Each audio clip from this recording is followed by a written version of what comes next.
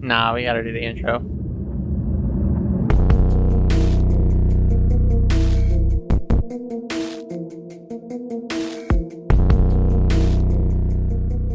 What's up, everybody? It's the Long Lost Podcast. I am Lana.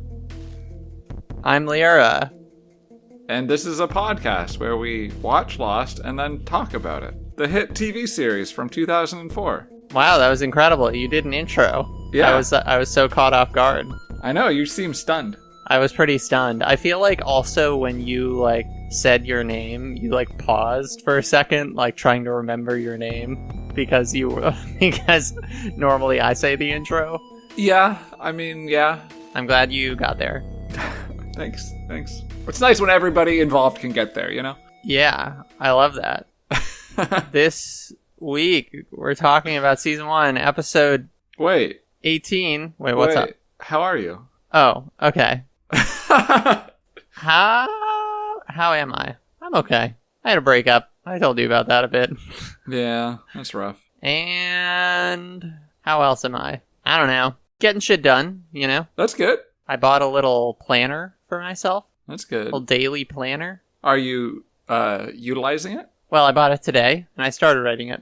And I already have a little notebook I use for, daily to-do lists, so I imagine I'll use this. You know, I'm just going to transfer that habit over to this new book that's a bit more, structured. That's good. I do the thing where I get the tool that will definitely help me structure, give me structure that I need and don't have, and then just don't use it. That's what I do. And yeah, that's a classic move. That's a classic one. Love that move, for sure. Yeah. I also recently rewatched a movie called Independence Day. Okay. Give me your... Should we just make this episode about Independence Day? Do you want to talk about Independence Day? What are your thoughts on Independence Day?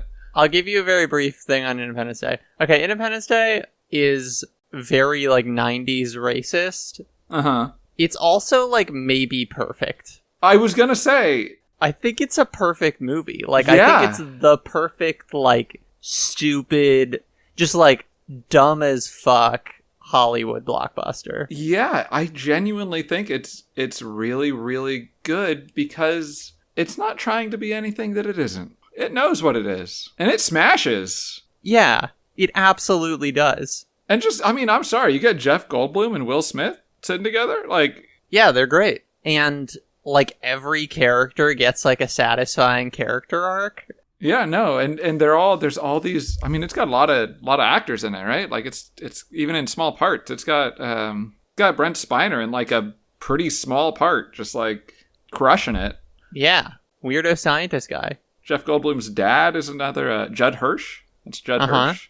He's a big ol' actor. Who's really, it's just the whole cast is great. It's a wonderful movie. Yeah, it's so stupid. I honestly think it's, Independence Day is just, a perfect screenplay. Yeah. For that kind of movie. I genuinely believe that. It feels very dumb to say, but it is a perfect piece of craftsmanship. I don't think it is dumb to... I don't even feel... It's almost like a guilty pleasure where it's I try not to have guilty pleasures, not because I don't like bad things, but because I don't feel guilty about it. So it's I don't really feel even that weird about saying that I think Independence Day is really good top tier movie. I'm just yeah, it just fucking is. Deal with it. Sorry. Yeah, pretty crazy that that's the case. Yeah. What else? What's been going on for you? What's your life? I don't know. I'm trying to think. I've been working a lot because I have to pay rent, I guess. So that means I got to work a lot. Not cool, but yeah.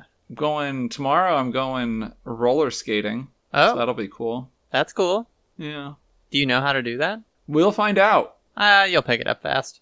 When I was a child, I spent some period of time roller blading. And that is my experience with skating. And that was many years ago. You'll learn it. Yeah, I have faith that I'll pick it up pretty quick because I am sporty and athletic. I just feel like you acquire physical skills very fast. I do.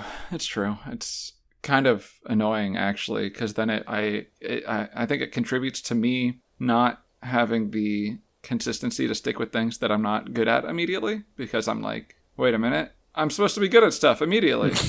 This is bullshit.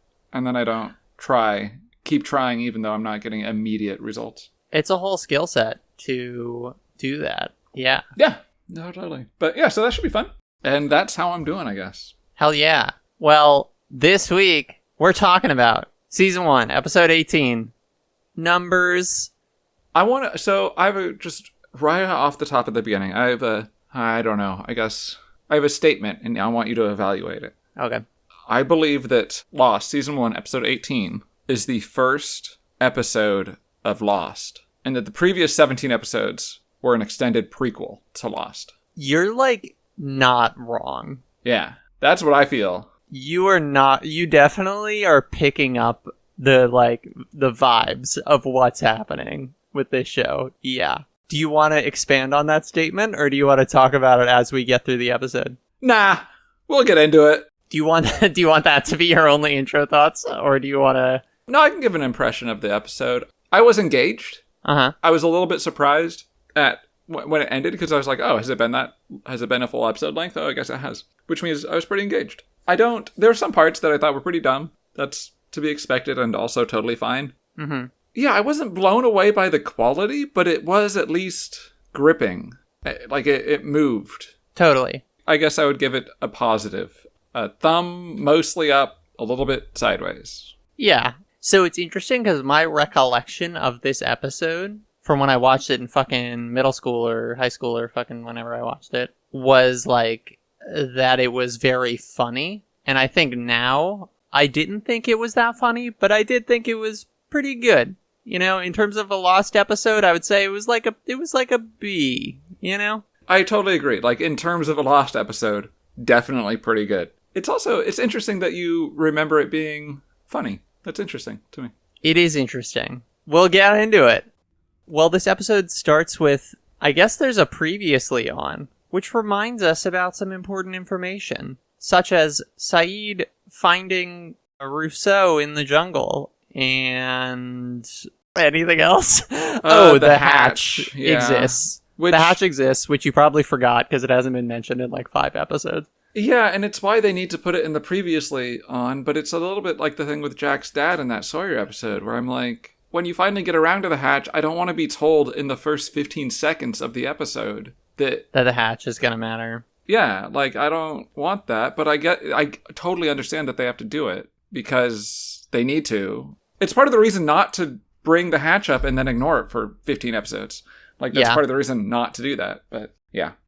All right, the very first scene that we're hit with, Hurley and Jin are helping Michael build his raft, and Jack comes up and he's like, hey, y'all. Michael's like, hey, do you want us to, try to help once we escape? Should we, I don't know, have a radio and call for help? And Jack's like, I guess. So then Jack and Hurley go to Saeed. They go to Saeed and they need a battery, right? But the only place they can get that is from Rousseau. Saeed's like, that's fucking ridiculous. I've been going over all her maps. They're all bullshit. She's crazy. She's not going to help us. And in that process, Hurley sees something interesting. A sequence of numbers amongst Rousseau's notes. He's very intense about those numbers. He's very intense about the numbers. What are your thoughts about this little intro sequence? I like the beginning bit,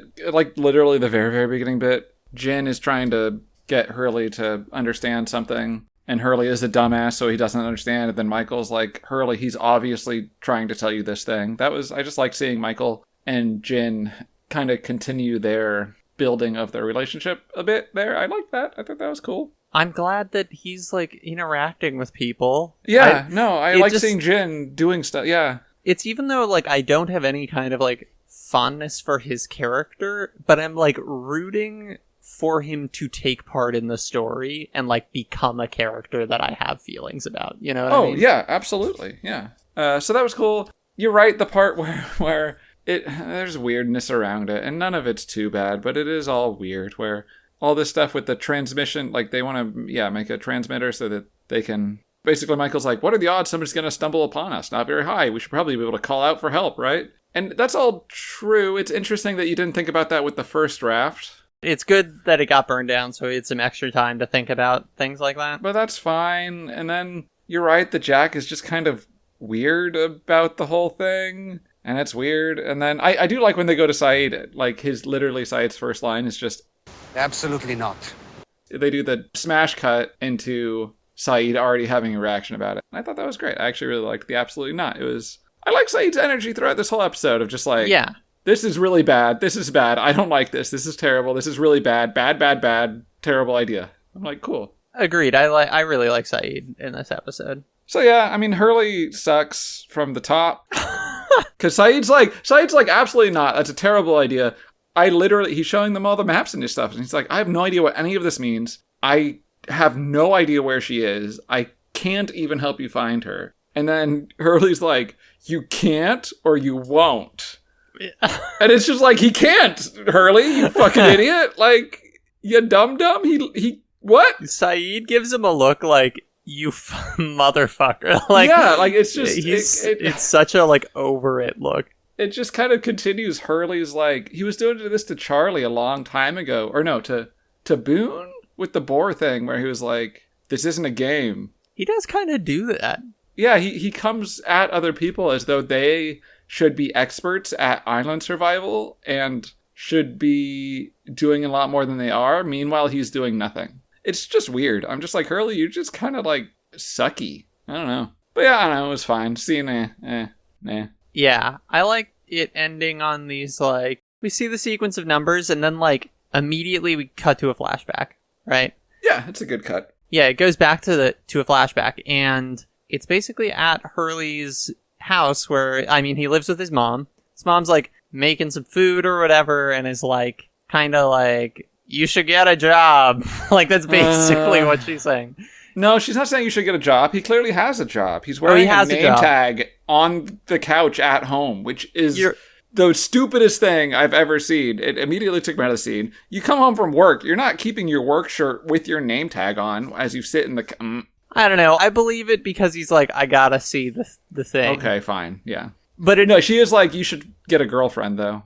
She's basically like, stop being a loser. Like, yeah, it is so, and I don't like it just because of the fat guy loser trope business, but it is going real hard on, I mean, he's wearing like a shirt from like a fast food place with a chicken on it. Sure. And a name tag. And his mom is like, hey, you should go meet girls. Also, don't eat so much, you're gaining weight. Also, were you jerking off to them booty videos again?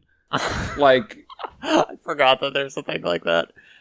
It doesn't, I mean, it's fine if you want to throw in, like, you should go meet a girl. But, like, they go so hard on it. They go so hard on it. Yeah, she does not hold back. But basically, he's flipping through TV channels, and he ends up on the thing where they're calling out the lotto numbers, and they read out a sequence of numbers. The same sequence from before, and Hurley looks at his fucking ticket, and Hurley has won the lottery. Which explains why he was on the news in Jin's flashbacks, I suppose. Yes. Cool, interesting. Yeah. Yeah, what's your reaction to it? Because, like, this was all stuff I knew was going to happen, and I'm very curious about, like, your feelings about this shit. About the numbers and the lottery thing. I like it. It presents more, it goes, for me at least, harder on the, what we've already seen some of in terms of the time weirdness with the island. Like, for me, that's how I kind of read it, is there's definitely lost weirdness going on, but it feels time related somehow to me. Why is that? I don't know. I was just getting time weirdness vibes. Love that. Love some time weirdness vibes. Now that I think about it, I'm not even sure why, but that's what I was getting. I wasn't getting mystical number vibes. I was getting somebody went back in time or sent numbers back in time. I don't know. Sick. I mean, so it sounds like some subconscious speculation. But no, I liked it. I thought it was good. Yeah. Also, just this the Mega Lotto Jackpot TV presentation felt like it was from 1985. I bet that's what that shit looked like in 2004, though. I'm sure it did, because why would they randomly have it be way outdated for no reason? But like, it just felt so out of time to me. Even though I'm sure it wasn't, it was just very odd. It's just that shit was 20 years ago. It's very strange. Yeah. Yikes. Yeah. I like that there is like an unstated joke throughout this episode due to the lottery thing, which is like, there's been this joke that they brought up twice where like Hurley and Walt were playing backgammon and Hurley owes Walt a bunch of money from like losing a bunch. Yeah. And it's like, $36,000. That's really silly that he owes this kid that amount. I like the unstated joke that he actually does have like a huge amount of money and he could easily pay that. Yeah, and that amount of money means nothing to him. Yeah. That is funny. I also made a note about that, because here's my thing. And this might be, I might have conditioned myself to be overly critical of this show and the creators of the show. My thing is that is cute, and I like it, and I think it's funny, and I appreciate it. But there's a part of me that I just wonder how satisfied the writers were with that. I could see them being way too self-satisfied with it. You don't want the writers to experience joy from creating a little thing. Not for this. Not for that. No, because I think that the writers get too much satisfaction from meeting a bar that should be the baseline. That's what it feels like to me. And that is ascribing feelings to other people who I have no idea that that's true or not, but it is what I'm doing. Yeah, I bet internally they're like, just like, this is all so bad. It makes those moments retrospectively pretty cute and funny. Yeah, it's cute. It's cool. This next scene, I like. Saeed, like, kind of slightly wakes up in the middle of the night and then notices that Hurley is just kind of, like, sitting there staring at him. Saeed's like, what the fuck? And then Hurley asks a bunch of, like, really weird questions about, like, hey, what's with these weird numbers? And Rousseau was like, kinda in what direction? And like, how far did you have to walk? And Saeed's like, wait, why do you care about all this? And then Hurley like, is being very smooth. He's so smooth. Incredibly inconspicuous. And then he's like, no, I don't care. Whatever, I don't care. And he like walks away. And we notice that he's stolen Saeed's map. Yeah. The map. Well, Rousseau's map that Saeed stole. Yeah. What do you think about this scene? It was functional. I don't think it was very good. It also wasn't terrible. I don't know. It was just pretty functional. Yeah, I like Saeed. And I like Saeed. He has a couple of lines that I like. I think Hurley's goofiness isn't the right word, but and if you want to make a character be bad at subterfuge, that's fine, but it just didn't feel that natural to me. It felt... Maybe this is where you found funniness when you were a kid. I don't know. It like... Was it in this sort of thing? It was in some of this, and it was in some of the, like... There's some elements of, like, dark humor in this episode. Yeah. But I also, like, didn't find a lot of those things funny now. They weren't. Yeah. And I just don't like seeing the... We're going to make this character a buffoon who is just totally flailing around like an idiot. Right. I don't find it interesting. I don't find it amusing. It doesn't do anything for me at all. It's like, you know, The Good Place? Yeah. I forget the character's name, but the one who's really dumb. Right? Yeah, and that's his whole thing. I've always wondered, and this isn't a harsh critique on that show or people who enjoy that show. And I even asked my parents this because they really like that show. And I was like, why is it okay and hee ha ha to laugh at him? But if you drop him just another 15 IQ points, it becomes really, really not okay. Like, why is that? Yeah, I feel like that's a whole fucking, like, cultural digression you get what I'm saying, though? To talk about. Like, I do get what you're saying. Right? Yeah. It's like, why do we laugh at Homer Simpson being a dumbass when sometimes... Well, because I feel like the guy in Good Place is, like, pretty borderline on, like... But it's also weird because, like, in that show, like, the characters... It's kind of a cartoon world. Yeah. I don't know. I just thought it was interesting. And, yeah, I just don't get value from seeing just like, hey, look how stupid this character is and how bad they are at doing things. I'm like, that's not... I don't know. Not funny, not interesting. I'm just kind of like, okay. Totally. Blech. That's definitely a thing that I feel like I also am pretty soft on nowadays. Like, I get that. Saeed, though, yeah, if you're soft on that, Saeed was also getting me hard there, if we're going to go with that analogy. Okay. Great. Love that. So a little half chub for this scene in that case. So we go back into a flashback, right? And it's a bunch of media outside of Hurley's house. And Hurley's with his family, his mom and his grandpa and his brother and his brother's wife and stuff. And they're all like, hey, what are you going to do with the money? And Hurley's like, well, I'm going to help my family out. My grandpa has never really been able to retire. And then his grandpa fucking dies. Yeah. Like straight up just like keels over from a heart attack.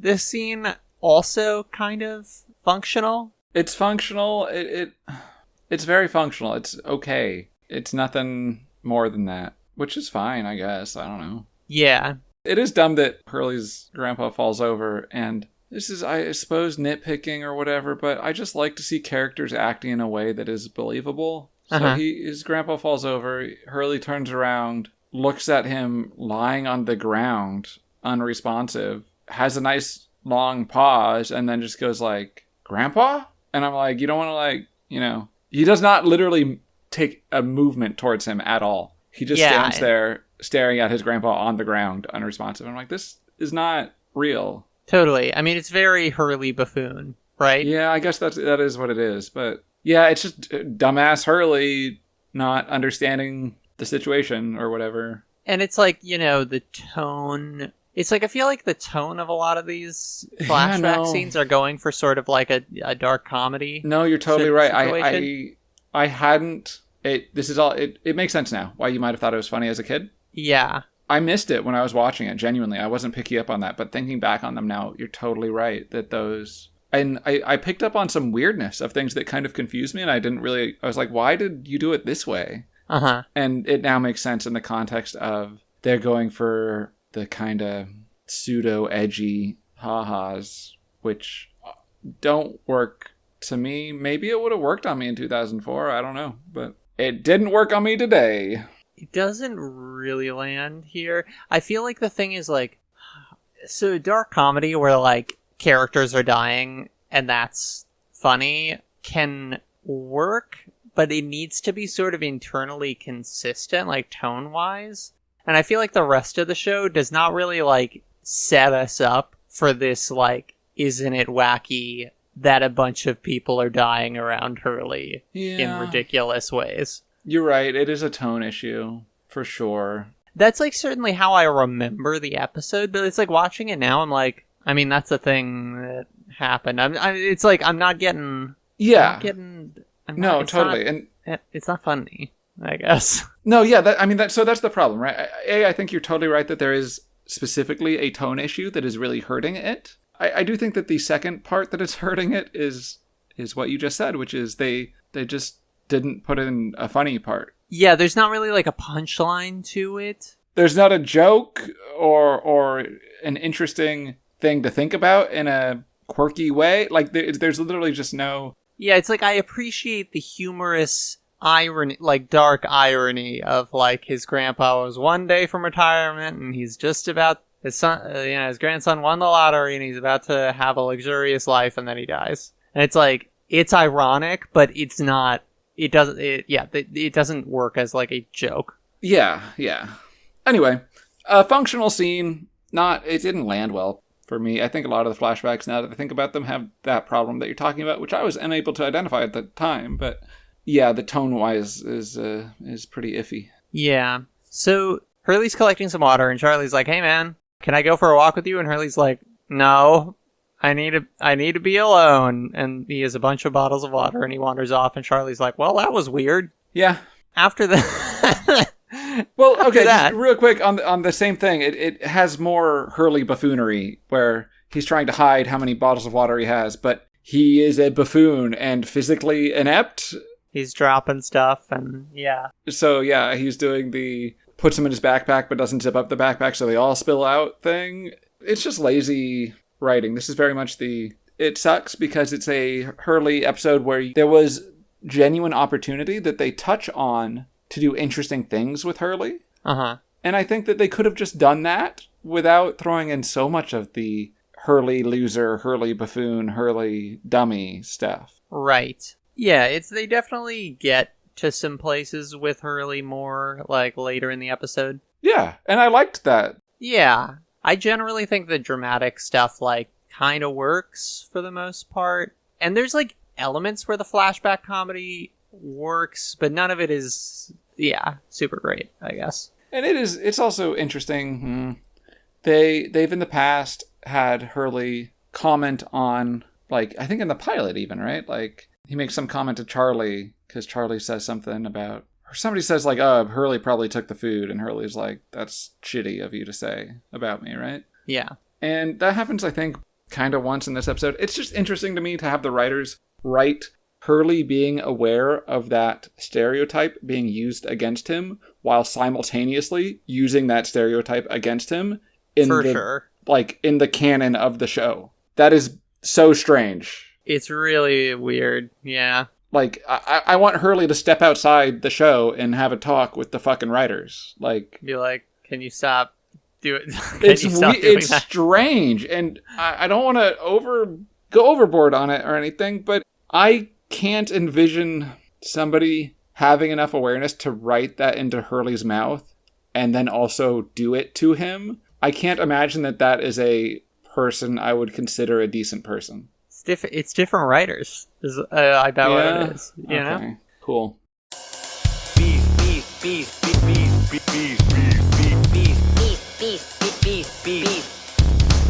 So the next scene, Claire's just kind of hanging out on the beach. She's just kind of chilling, looking at the ocean. And Locke comes up and is like, hey, can you help me build something? And she's like, I don't know, I'm pregnant or whatever. And Locke's like, nah, you'll be great. And they go off to do some little building. And this is like a little subplot throughout this episode. Yeah, I like it. I thought it was weird, as Claire did, that he was asking for her help to build something. But I was also not, because I think Locke has been so well done and Locke as a character is so interesting. It didn't bother me at all that I thought it was weird. I was just like, I trust that this is going to go somewhere that I'm going to like because he's doing it. So I'm going to not feel weird about it. Yeah, I kind of like this little subplot. Oh, I think it's great. I appreciated the rest of the episode for actually moving plot forward. Uh-huh. But I think that, like, sheer quality-wise, Locke and Claire is the highest quality part of this episode. It is just, like, I feel like they just have a checklist of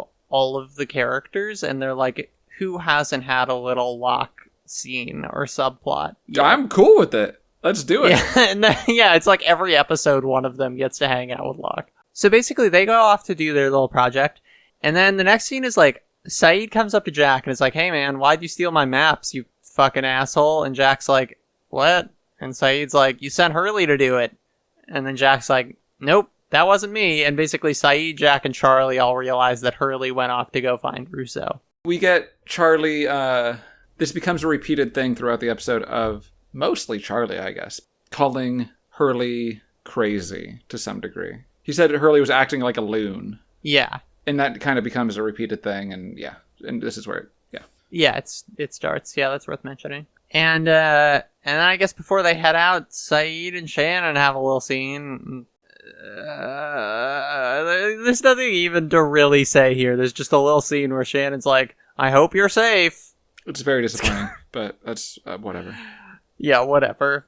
Next we see Hurley walking along the beach, and that launches us into our next flashback scene. Hurley and his mom are driving in a sweet new ride, and Hurley's got some nice clothes and a watch and whatever. When he's talking to his mom, he's like, hey, it's kind of weird how, like, after I won the lottery, Grandpa died, and then my brother got divorced because his wife cheated on him with a lady. Oh! And also, something else happened. The guy at the...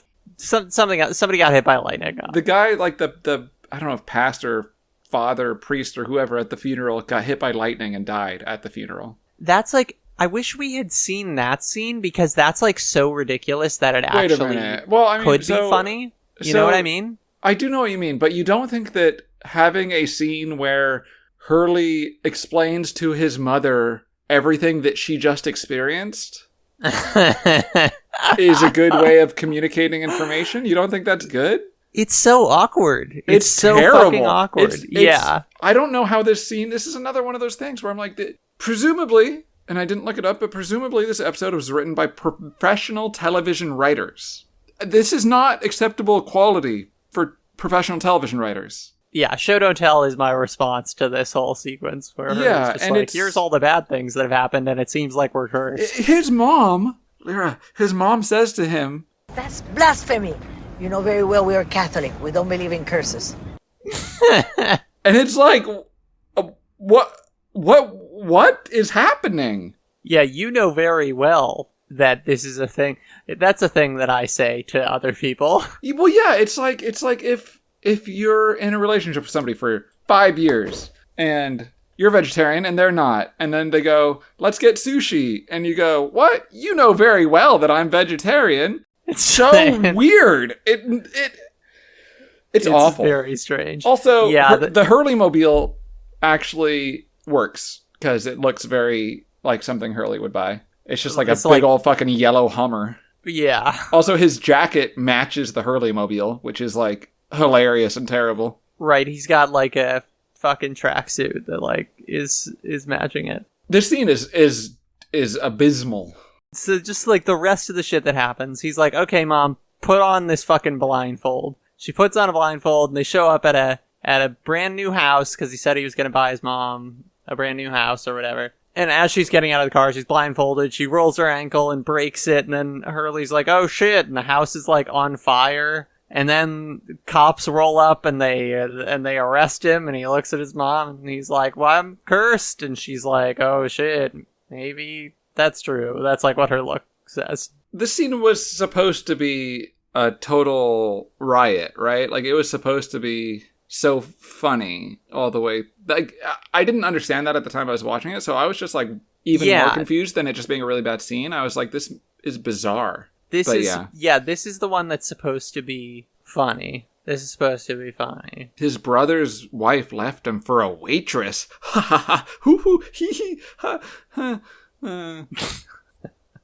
Yeah, it's like it doesn't. It's not funny. It doesn't. There's work. no jokes. They're just like, haha, somebody died, lesbians. And right, because in this one, there's not even really like a sense of irony around it. Because like the grandpa dying thing, at least like Hurley makes a big deal about he's about to retire. You know, he's been working his whole life. He's about to blah blah blah. They like do this whole thing, but here it's just like the house is on fire and Hurley gets. The reason Hurley was explaining to his mother all of the bad things that she literally just experienced in the past week was to say, but don't worry, I've got something that'll make it all better. And it was a house? Your dad just died, but here's a house. Like, which is, I mean, I guess maybe in character for Hurley, but it doesn't feel good to see somebody express that sentiment, that a house will make those bad things, your family falling apart,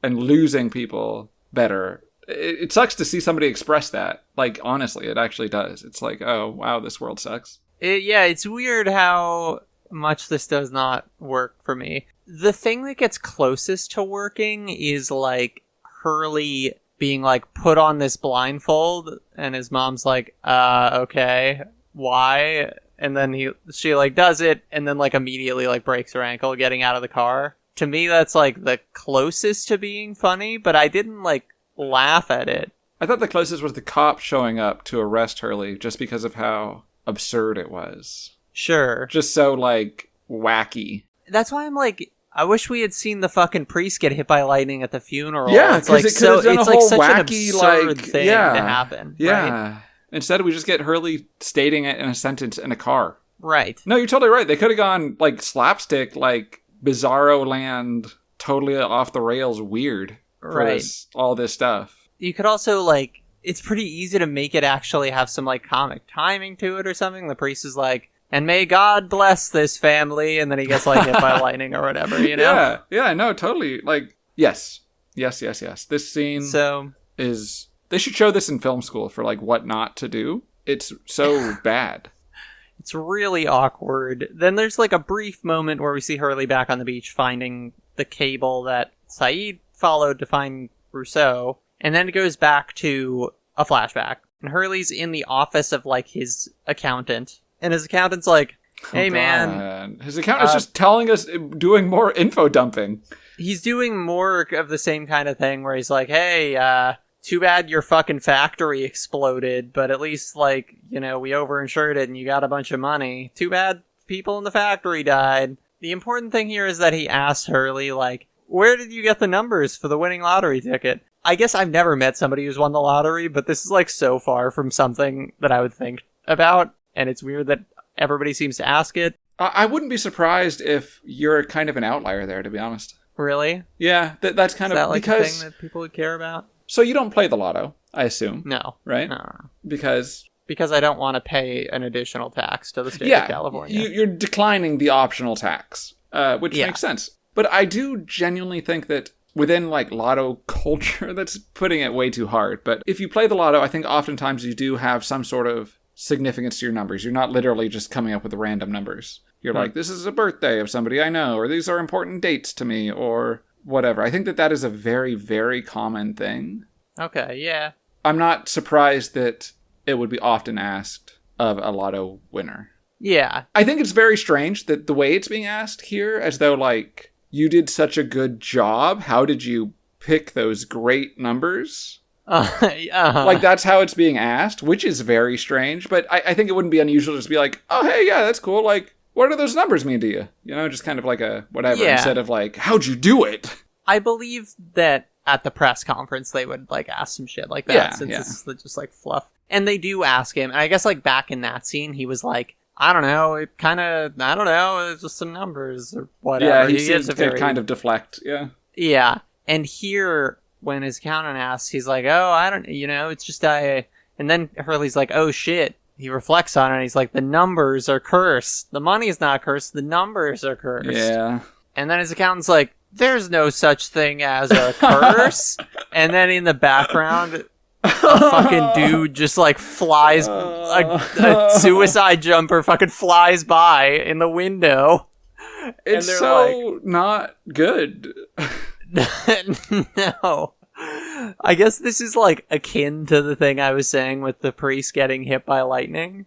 Yeah, I think... But that's like more preposterous than just like a guy committed suicide. Yeah, I was trying to figure out why they were different in my head, and you're totally right, and that it's like, it's absurd. Getting hit by lightning while giving a eulogy or a service at a funeral is absurd. Yeah. Somebody killing themselves? Not very absurd. Also not very funny. Like, it's just... No. And I'm not saying, like, I'm so offended that you commented that you're using suicide as a laugh line. I don't give a fuck about that. I'm just saying there's no...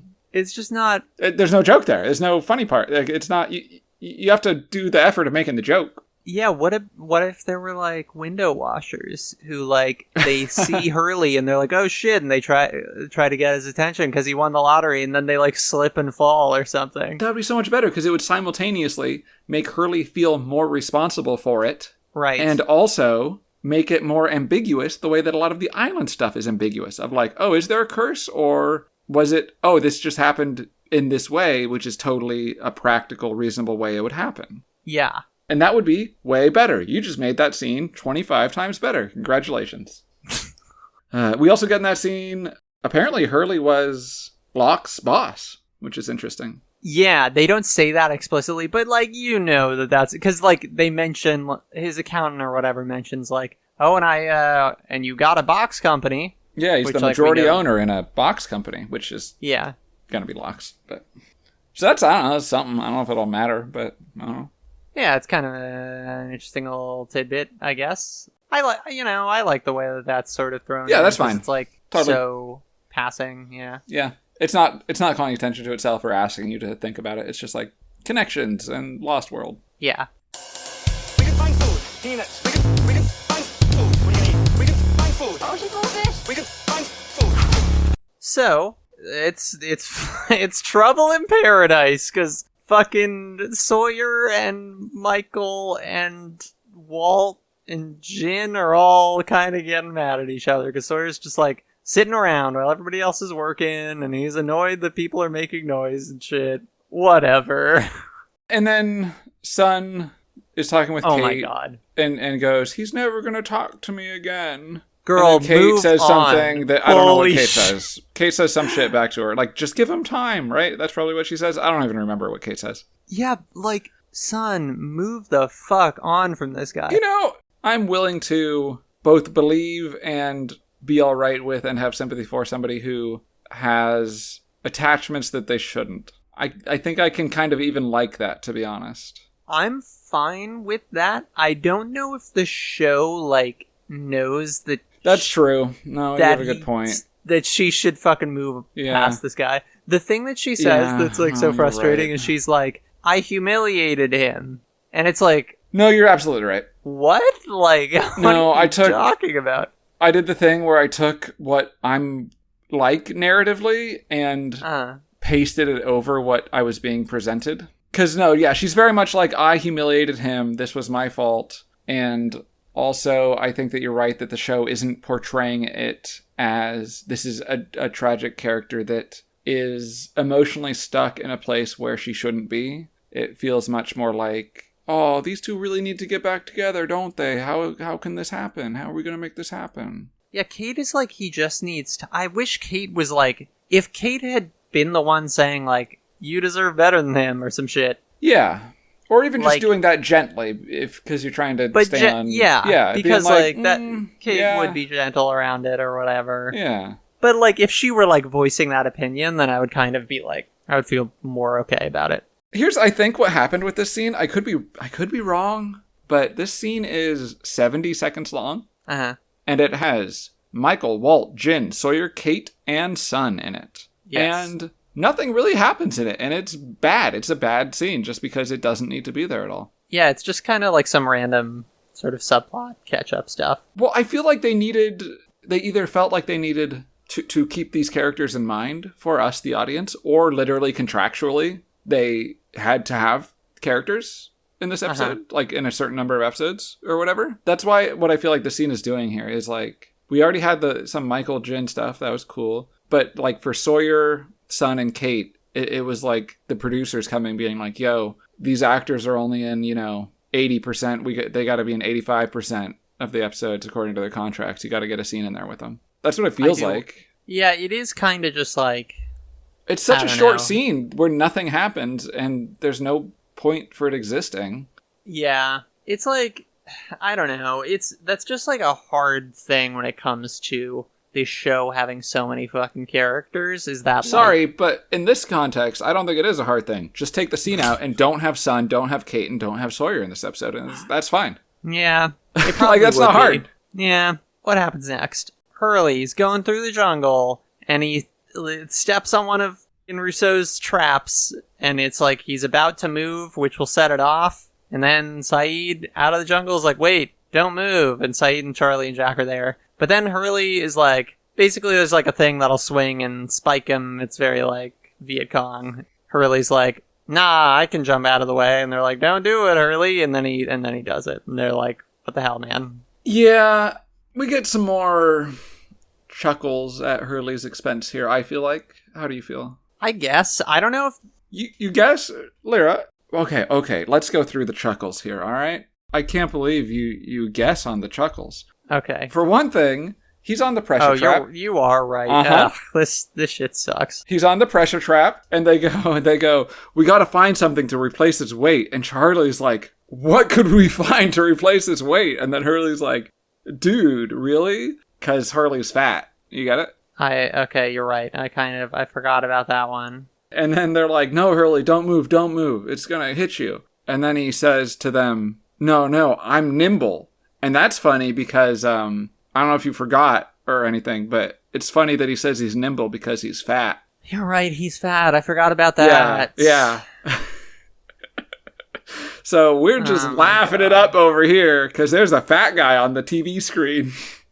God, that's so fucking funny. I forgot. Yeah. But yeah, so he does a good job, and he's just like, no, I'm just gonna, because I know the trap is there, I'm just gonna jump out of the way and it won't hit me, and then it doesn't, and it went fine.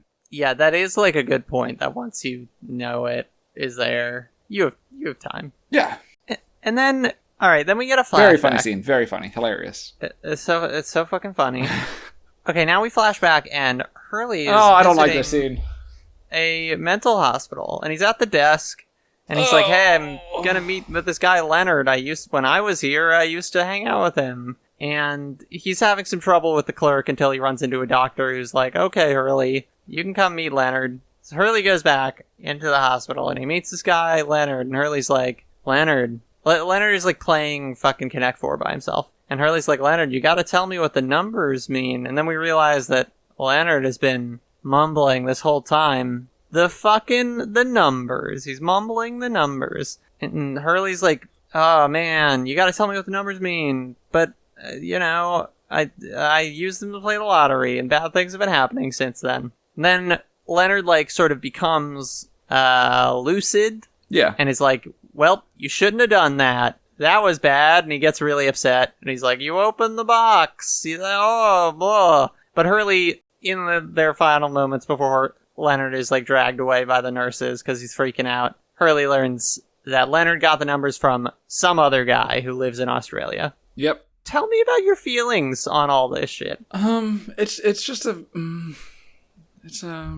I don't know that I can specifically point to the parts and why they bothered me so much, and what, if you're going to have this scene play out, how they could have done it in a more realistic and or tasteful way. But I found the portrayal of quote-unquote crazy man to be disappointing and not believable and just super tropey in the not in the it's a trope because it works kind of way, just in the tropey, like, this is written by people who don't understand things, so we've fallen back onto this easy, like, way of depicting a thing that is complicated because it's all how we've agreed to depict it in show business, and it bothered me. Yeah, it's this kind of quote-unquote, like, crazy guy trope. Yeah, it sucks. It's not great, you know. I think there's something to be said for, like, Hurley's a character who spent time in a mental hospital and is, like, a normal person. That's true, and I also think, I think that you could have had somebody who had a relationship or experience with those numbers who it had a profound negative effect on mentally, right? Uh-huh. I guess my problem with it isn't even that I can, identify any particular part of the depiction that is offensive. It's more that it's so copy-pasted from crazy person in the Hollywood dictionary. Sure. Yeah. It doesn't feel, it feels like an inaccurate depiction. It feels like a lazy depiction. It feels like you're reducing people who have mental struggles to this one way of seeming. And on top of all of that, it also just isn't an interesting thing to do in a narrative, is to take a character that is in 8,000 other narratives and just drop them in here. Yeah. That's all. It's yeah. Yeah, it's very, like, tropey in a way that's kind of bleh. You could have shown him, having somebody who really was broken by this experience and had it be more interesting. But alas. But, you know, we're continuing along the mystery of the numbers. Yeah, it's true. Okay, the next thing that happens is we're back in the jungle, right? Our little intrepid crew of adventurers reaches a really fucked up looking, like, rope bridge situation. And Hurley crosses the bridge. They're all like, don't do it, Hurley, but he does it anyway. Wait, Hurley, don't do it. Hurley, you're fat. That is, like, what they say, basically. And then Charlie crosses after him, and as soon as Charlie gets to the other side of the bridge, like, collapses. So now, like, they're separated. As soon as Charlie started to cross, I was like, y'all are doing this in the wrong order, because the bridge is going to collapse, and you need to have a competent person on each side. So, like... so sending the two least competent people. Or maybe that it works out better this way, and you consolidate your competence. Maybe that is the better way to do it. Yeah, so if one party gets destroyed, it doesn't really matter. Yeah, but I did think it was... And it's fine. This isn't even a problem. It's not a complaint. It's just like, oh, it was so telegraphed of... They're going to split up Charlie and Hurley and Jack and Saeed. This leads us into a flashback where Hurley is at a random house in Australia, in the middle of nowhere. And he's meeting with a woman who was the wife of the guy that Leonard learned the numbers from. We learned that they heard the numbers on, like, a radio broadcast, like a mysterious broadcast coming from the Pacific Ocean. Yeah, they were monitoring, whatever, and it was static for, what'd she say, like 16 years or something? Yeah. That there was like nothing on it, and then out of nowhere there were these numbers once. Yeah. I like that. It's mysterious and kind of cool. I liked this actress. I thought she did a good job. I thought the character was well done. Yeah. And basically the way the scene plays out is Hurley's like, well, basically we learn that this guy got cursed by the numbers too, right? Yeah, he used them. He used those exact numbers to gain something. Yeah, to like win some kind of contest. A carnival prize bullshit thing, but yeah. And then, which I do have a funny comment about, but we basically learned like the guy who got cursed by the numbers before, he killed himself because he was like, everyone around me is getting horribly maimed because I'm cursed. And his wife is like, that's bullshit, you know, that is ridiculous. He just like got obsessed with this thing. Yeah. And Hurley's like, I also got cursed, and obviously she's like pretty upset about that. Yeah. How do you feel about the scene? I'm curious. Honestly, I like it. I think like her performance is good. I think there's some stuff that's a little ridiculous. Well, okay, the one thing I want to say, the carnival contest, right? She's like, there was this carnival game where you had to guess the number of beans in a jar, and my husband used the numbers, and that was the exact number of beans in the jar. There are 10 digits in the numbers, meaning that there were over 4 billion beans in this jar, which, I looked this up, that is roughly a third of all of the beans made by Jelly Belly every year. Yeah. It's like their entire a third of their stock of jelly beans are in this jar. That is, was it jar? I feel like it was something bigger than jar. No, you're totally right. You're 100% right. So many. So for me, I did think about that. It's interesting reflecting on that now, because I also had that thought of like, that's a lot of numbers. But I left it there. I like, my brain automatically, without me even having to do it, just went like, don't fucking worry about that. Just leave that thought alone and keep watching. Totally. No, you're 1000% right. Apparently somebody did the math, and that would be an 84 square foot cube of beans. That's like, incredible. Yeah, I love like that. 84 by 84 by 84. Yeah. Can anyone guess the number of beans in this building? And it's just like a fucking like warehouse, completely full of beans. So yeah, that's really dumb. That is really dumb. You're right. It also like doesn't matter. It's just like really, it's just funny. I think. That being said, I really liked this scene. I thought it was really good. Tell me about it. I thought she was a good character. It was interesting to see. I feel like a lot of times it's, especially because, you know, this is an American show with a probably predominantly American audience. I'm American. It's nice to have Australian characters in Australia, because it does, like the farmer in Kate's flashbacks, right? Kate's flashbacks sucked, but I liked having that farmer guy. Like, he was a cool character, I thought. I just like having them interact with Australians. It just reminds us that, like, oh yes, they were all coming from Australia. Like, that's where it was. Which is easy to forget because there's only one Australian person in the cast. Exactly, right? Which is like kind of weird, but I guess maybe the rest of them were the tail section and they all died. I don't know. Yeah, I don't know. But yeah, I like their conversation. I like her vibe. I like it was very, you could see it coming, but it was one of those that I saw coming, but it was still really satisfying.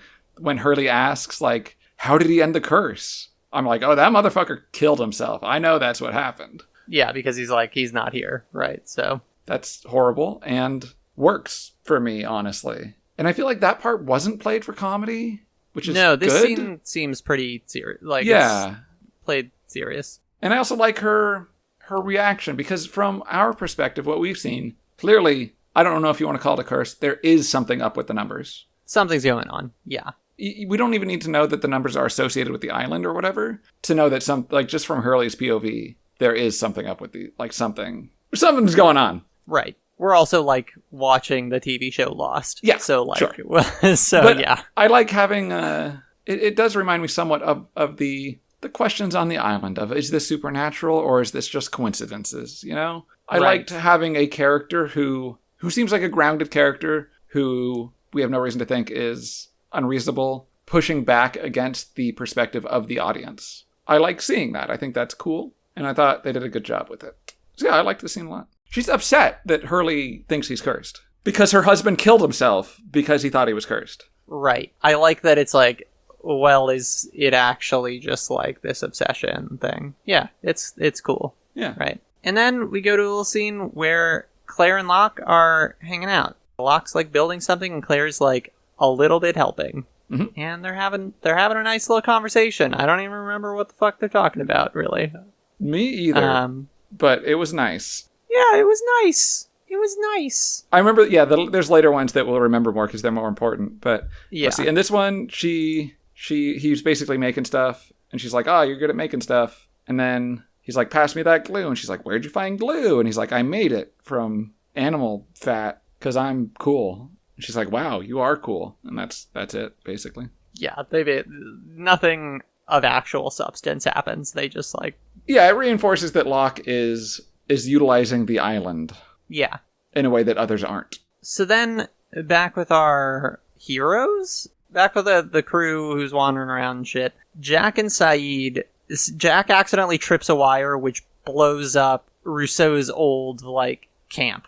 It's a big boom. Yeah, it's a huge explosion. It's cool practical effect and stuff, you know? Yeah. And Hurley and Charlie, they're somewhere else and they hear the explosion or whatever. But basically, yeah, Saeed and Jack go in there and Saeed's like, oh, she moved to a different place and she booby-trapped this place so that if I came back, and brought people, it was booby-trapped. And there's no batteries, then nothing useful here because she took it all with her. And then Hurley and Charlie, basically Charlie's like, hey Hurley, you're acting fucking crazy. And Hurley gets mad at him. He's like, don't call me crazy, man. And Charlie's like, why are you acting not crazy? And Hurley's like, well, and then suddenly they're getting shot at and they're like, oh fuck. And they both run in different directions. And Hurley runs into Rousseau. He's just kind of at the end of his rope. He's like, Rousseau, what do these fucking numbers mean? And she's like, I don't know. And Hurley's losing his shit. He's like, what the fuck? I need to know what the numbers mean. And then she basically explains her and her crew heard the numbers coming from a radio transmission. And that's what led them to the island and got them shipwrecked and stuff. And eventually she found the radio station that was transmitting the numbers and changed it to her SOS broadcast that we heard back in the first episode. Yep. She's like, yeah, I believe you that the numbers are cursed because they brought me here. Yeah, Hurley finally gets somebody who it isn't really her perspective up to now that the numbers themselves are cursed. I feel like her vibe is kind of if you want to look at it as though these numbers are cursed, sure, that kind of fits, I guess. That's kind of how she puts it, yeah. And I think that's cool. It's the resolution to Hurley's struggles of being taken seriously and not being discounted as crazy. He's found somebody who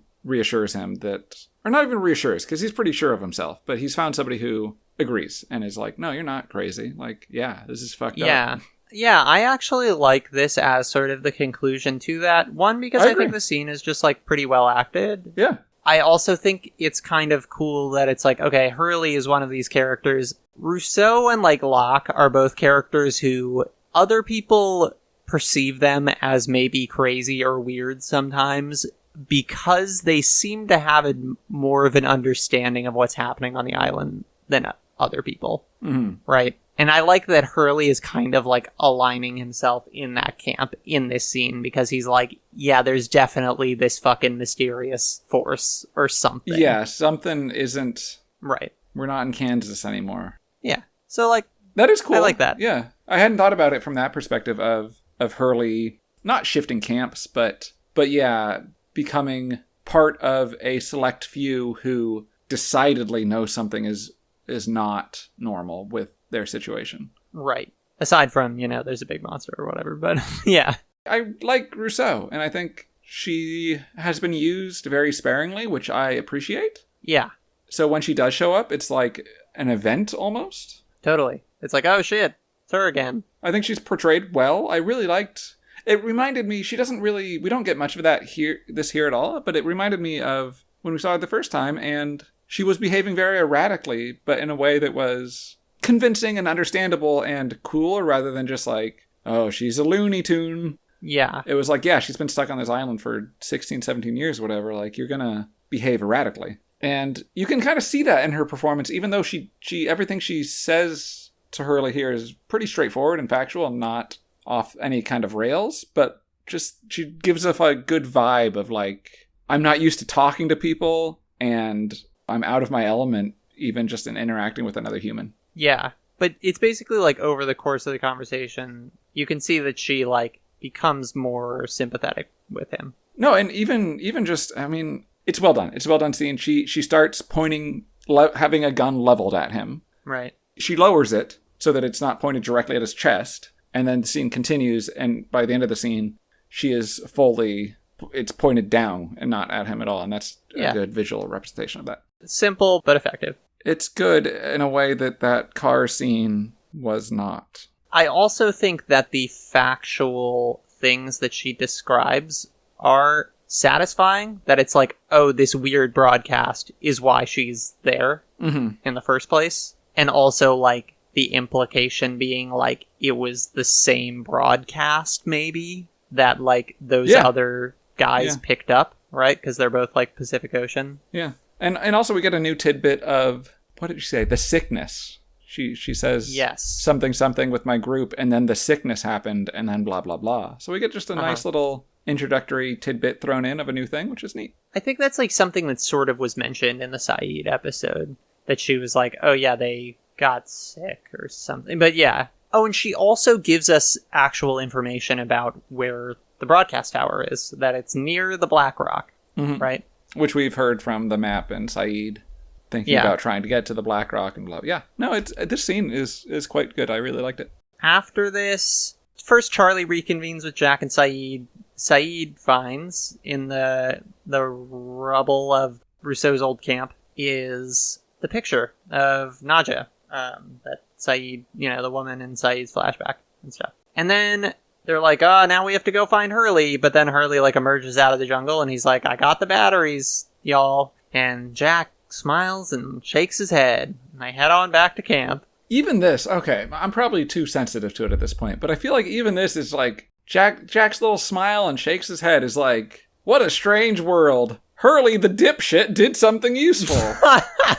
Like, even there, it's like, I don't know. Yeah, there's, like, it is very, like, the show is just very much, like, trying to... Because I feel like the text of what happens in this episode is, like, Hurley demonstrating that he's more competent than people give him credit for. Sorta. Like, he dodged out of the way of the trap because he was right about that, and he got across the bridge, and he fucking got the battery from Rousseau, and whatever. At the same time, the episode makes fun of him for being bumbling and kind of incompetent. So it's like... It's very strange. It really is it's very, just very weird. strange. Yeah, it's kind of trying to do both at once, and it feels incongruous.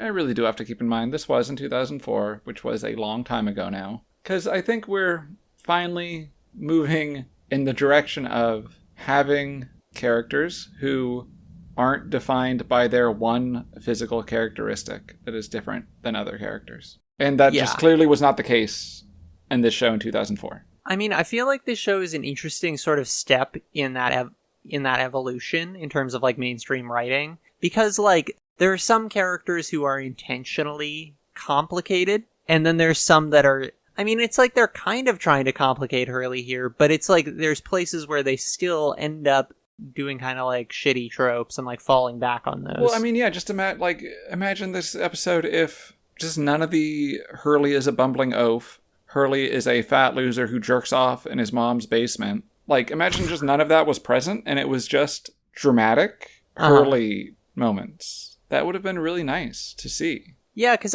Just because Hurley is fat does not mean he can't be a dramatic character. Like, it's just a strange mindset. Yeah. It's almost like... It almost feels like they wanted to do... That gives them too much credit. But that they wanted to give Hurley dramatic stuff. Genuinely, they did, and they were like, this is important. And I'm like, cool, you did some dramatic stuff, and I really enjoyed that. But that they felt that they were still obligated to do the rest of it too, right? Like, you can't have the fat character on screen without doing the ha-ha fat stuff. It's just not allowed. Like, it just isn't done. It's so weird. Because, it's a strange thing, yeah. Yeah, it is weird. I genuinely think that a lot of the traumatic moments with Hurley in this episode actually do kind of work. Like this the scene with Rousseau. Yeah. I like the stuff that they're doing with him. And I like the concept of, like, other people don't take him seriously. But neither do the writers. Yeah. It doesn't work when the show also kind of doesn't take him seriously. Exactly, yeah. That's exactly it. Is like, I want the show to express and demonstrate that Hurley should be taken seriously. And it's weird when they half do that, and then the other half isn't even not pushing it, but is going the opposite. It's very, very strange. Very strange. Hey, you! What's your name? I don't know your name. Not Vincent. Now we get a really nice scene. It's nighttime. Claire and Locke Wait, are you like skipped a finishing scene. up. You Oh, skipped did I? a 7-second scene. What happens in it? Anything important? A thing that I just think is funny. It's why I mentioned Okay. it. Otherwise, I wouldn't have mentioned it. They get back, and the four of them walk back into camp, and Saeed hands the battery to Michael, and is like, "Here you go." Uh-huh. Is there anything weird about that? Well, isn't Saeed supposed to like do something with the battery? Yeah. Like, what is Michael going to do with... Michael didn't need a battery. Michael needed Yeah, Saeed he to make needed- him a radio. And to do Right. that, Saeed needed a battery. Yeah, So Michael's he like, just hands him a battery. And then Michael's like, "Oh, cool." And I'm like, what are you going to do with that, my guy? yeah, Michael's just like, thanks, and just like puts It's it on the just- ground. It's like, funny, yeah. I guess they had to just, they wanted to cement the whole, like, this was for Michael and for the raft plan yeah, they're doing visually, but it was dumb. It was stupid. It was dumb. It's silly, yeah. So yeah, okay. So now we get to the scene where it's Claire and Locke. It's nighttime. They're finishing up whatever Locke was working on, and they have a little conversation about like Claire talks about how she was going to give up the baby, and then she reveals like, well, it's my birthday today, and Locke's like, oh shit, why didn't you tell anybody? And she's like, well, it basically doesn't matter, does it? And then Locke's like, I guess you're right. And then she's like, what? Well, okay, I give up. What are we building? And then Locke flips it over, and it's a crib for the baby, and he says, happy birthday. Great scene. Best scene of the episode. It's just really nice. I don't know. It's just good. It's full of goodness too. I said it at the top, but these scenes with Claire and Locke are really, really good. Totally. And I suppose, they don't really move anything forward, but that's totally fine.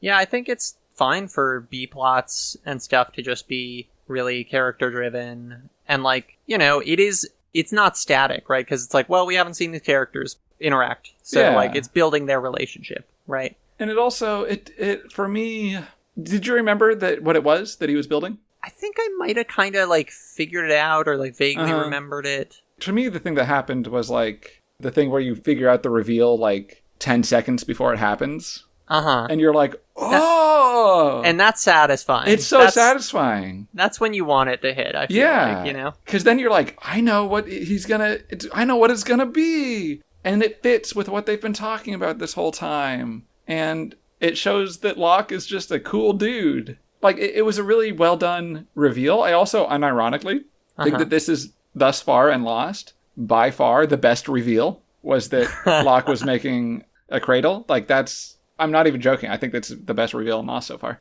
And it fits with what they're talking about. You also get some other Locke stuff where he says to her that, oh, well, that means you and the baby will have birthdays that are close. That's good luck. And she asks if he believes in luck. And he says he believes in a lot of things. Mm-hmm. And it's just like, so good. It's such a good scene. Yeah. And again, it's like I always love that. It's like this is very heartwarming and very kind. It's a very kind thing to do.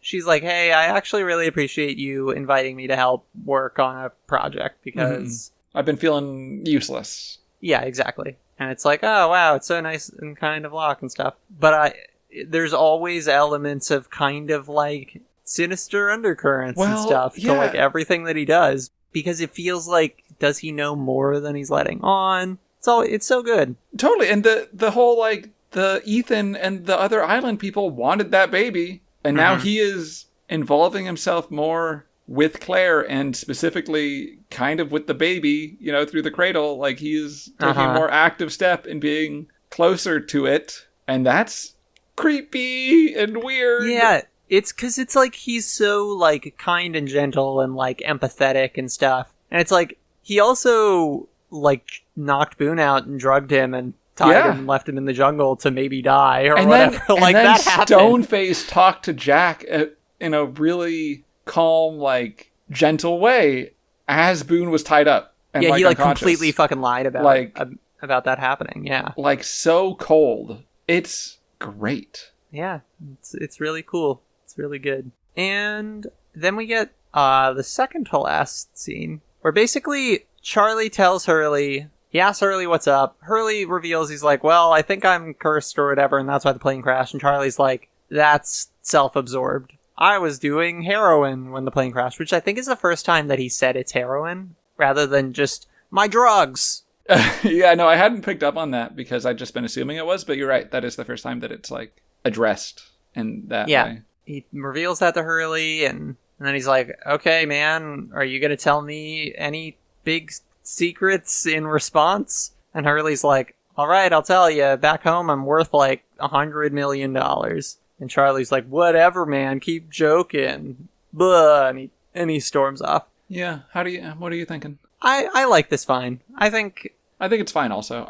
I'm a little bit disappointed. I think there was an opportunity for something better, but sure. I thought it was fine. Yeah, I appreciate the, like, Hurley. Yeah, I don't know. Yeah, it's fine. That's kind of what I mean. That's kind of what I got about it. I think it's kind of. So I got two things, I guess. Yeah. One is just that I think it's funny that Charlie says he told Hurley his biggest secret, and I'm like, first of all, like, Jack knows. I'm sure there's stuff about you that nobody knows. Also, like, a bunch of people know you were doing heroin. Like, is this really your biggest secret, Charlie? That you were a heroin addict? Yeah. Like, what about the thing where he, like, where he, like, stole stuff from women yeah. and we tricked? That like, feels like kind of shittier than just doing drugs. Well, yeah.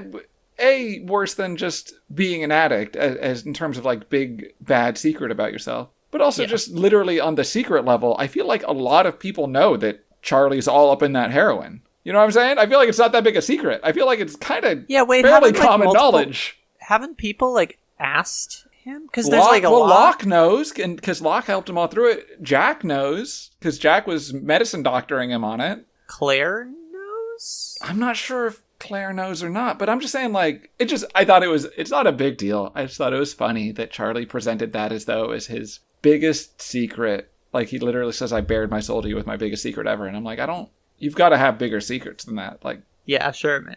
Come on, man. There's 5 more seasons. Yeah, I mean, I hope you have bigger secrets than that, yeah. My second thing is just a small PSA, and I don't mind that this happened in this episode because it's a character, and the character can be like this, but in this type of situation, which you can apply broadly to other situations, doing something for somebody and then placing an obligation on that person to do the same back to you because you did it to them is not okay. Yeah, Charlie's got to work on his friendship skills. Well, yeah, Hurley is not asking about Charlie's secrets. Charlie volunteers this big secret and then says, now you owe me your big secret. And that is not how things work. That is not how interpersonal relationships work. Yeah. Like, you can't send a dick pic to somebody and be like, now where's my nude? Yeah. Like, this is not, it's self-absorbed and it's fine. I don't mind that Charlie does it. I'm just saying, letting everybody know out there, just keep in mind, it's not how things work.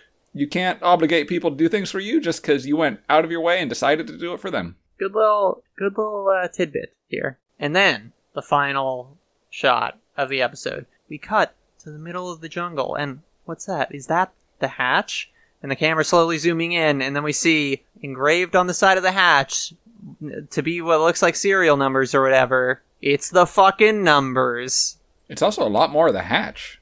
Locke has been busy with a shovel? Yeah, there's a good amount of hatch showing at this point. It used to be like, how big is that? Maybe 2 by 2 feet, maybe? And now it's like a big old thing. It's a whole fucking hatch at this point. It's like kind of massive. And that's cool. I kind of don't care. I don't know. It didn't do much for me, this part, to be honest.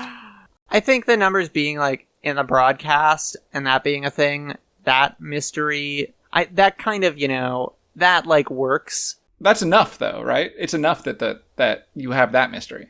Yeah, it's like, I guess is the intent of this just like, I feel like the intent is just to be more mysterious. Or if anybody missed the fact that these numbers were weird and important, now you realize that, oh, wow, numbers are weird. And these numbers sure do seem to be cropping up a lot of places. Yeah, I haven't been paying attention to the entire episode. And that's why I didn't care, right? That's exactly why I didn't care. Because I was like, yeah, I get it. I know the number's weird. This isn't giving me any new weirdness with the numbers. It's just more number weirdness. I'm like, yes, we've established this already. Maybe it's like a hint that like maybe it's supposed to be a thread that it's like maybe the hatch will give us more answers about the numbers. Is that what's supposed to be going on there? I think it really is just a reinforcement of the numbers, which maybe isn't even the worst thing, literally just in terms of visually making us see the numbers again, so that we'll recognize them more in the future. Maybe it's partly that, just so that they do feel the need. And I don't know what's coming up, so maybe this is a clunky way of doing something useful, but maybe it is just they really want those numbers in our skull. I feel like if that were it, that feels pretty silly, because like, I mean, I guess the I'm whole saying episode is about the numbers, right? Yeah, but the more you see the number, like,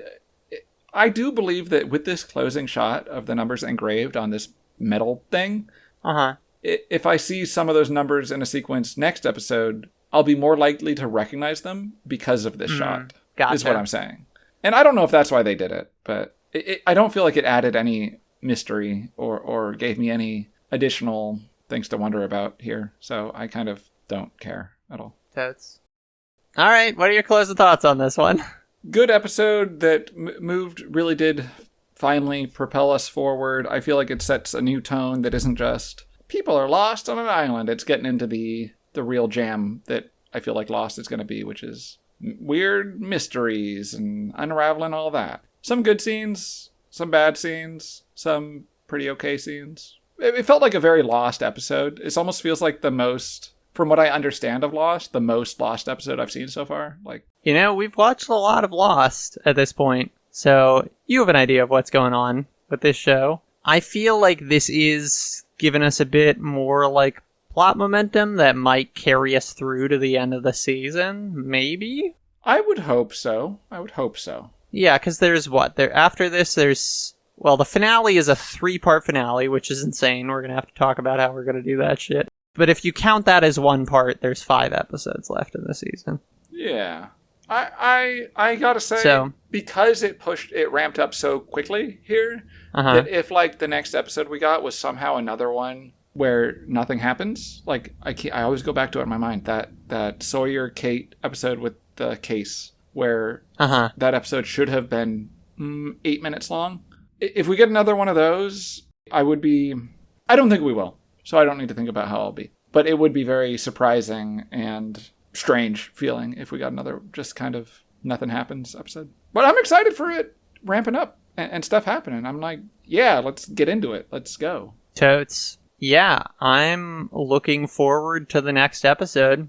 Yep, some of the events that are going to transpire. It's like, events that are going to transpire over the next several episodes are ones that I have some stronger memory of, which is like not too much of a spoiler because it's like, you know, getting towards the end of the season. Yeah. That's like kind of how you would expect it to be. So I'm hype about that. Yeah. Well, anything else? Next episode, who is the flashbacker? Do you want to take a guess? I'm going to guess that it is Shannon? Shannon? Good guess. Shannon? But no. Who is it? Do you want like a hint? Yeah, give me a hint. I want a good hint too. Don't give me no mid hint. Shit. All right. It was a character who appeared in this episode. That was a very bad hint. That's not what I asked for. Let me try. Okay, let me try it again. It's a character who likes oranges. Oh, cool. That's nice. Wait, who is it? Who likes oranges? It's Locke. Yeah, it's a Locke episode. Yeah. That's cool. I'm looking forward to that, I think. I mean, well, I'm a little bit nervous. I'm looking forward to it, but I'm a little bit nervous because I'm so high on Locke. A Locke episode might be where it goes downhill for me on Locke. So I'm a little bit nervous, but I'm mostly excited. Hell yeah. I also hope that there's not a Deus Ex in that episode, and that titling it that is their weird way of, like, lampshading or self-acknowledging the bad thing that they wrote. You know what I mean? Well, only one way to fucking find out. Yeah. I also... Have you had the realization where, like, this podcast is going to be longer than Lost? Oh, yeah, totally. Yeah. I mean, I don't give a fuck. Yeah. I mean, it is the Long Lost podcast. Yeah. It's mostly us just hanging out. I mean, yeah, I was about to say, this podcast is a personal fulfillment device. Hell yeah. I mean, it'll be cool once we've been like, yeah, we've done the whole first season. Yeah, I'm actually That'll be- looking forward to we'll have at least one episode in between season 1 and season 2 that is not about an episode, and I'm looking forward to that episode. Yeah, sort of the season, sort of discussion, broader Lost discussion. All right, well, we will see you all next time. Season 1, episode 19, Deus Ex Machina. Bye. Bye-bye!